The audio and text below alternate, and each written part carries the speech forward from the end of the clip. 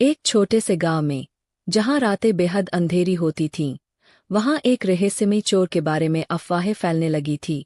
यह चोर किसी इंसान जैसा नहीं दिखता था, बल्कि उसकी आंखें लाल और शरीर पारदर्शी था, जैसे वह भूत हो। लोग कहते थे कि रात के अंधेरे में यह चोर घरों में घुसकर सामान चुरा लेता था और फिर अदृश्य हो जाता था।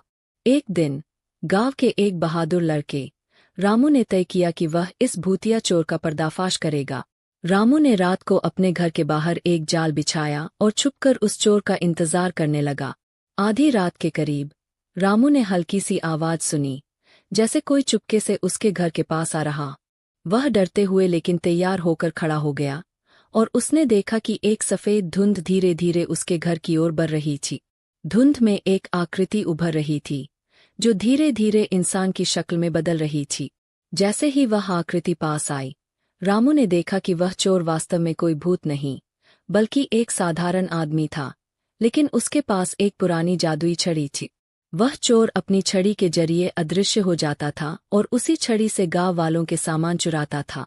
रामू ने चुपके से छड़ी को अपने हाथ में ले लिया और जैसे ही उसने उसे छुआ, वह चोर दिखाई देने लगा और रामू ने उसे पकड़ लिया। चोर ने डरते हुए कहा, मेरे पास इस छड़ी का जादू है। इसका इस्तेमाल अपने स्वार्थ के लिए करता था, पर तुमने इसे छीन लिया, अब मुझे कुछ नहीं बचा। रामू ने चोर को समझाया, तुमने दूसरों का नुकसान किया है, अब तुम्हें इसका हल निकालना होगा। चोर ने अपनी गलती स्वीकार की और रामू से वादा किया कि वह अब कभी चोरी नहीं करेगा और गांव में शांति बनाए रखेगा। उस रात के बाद भूतिया चोर की कहानी गांव में खत्म हो गई और रामू की बहादुरी की कहानी हर किसी की जुबान पर आ गई। गांव वालों ने रामू को हीरो मान लिया और उस जादुई छड़ी को गांव के मंदिर में रख दिया ताकि कभी भी बुरे समय में कोई उसका गलत इस्तेमाल न कर सके।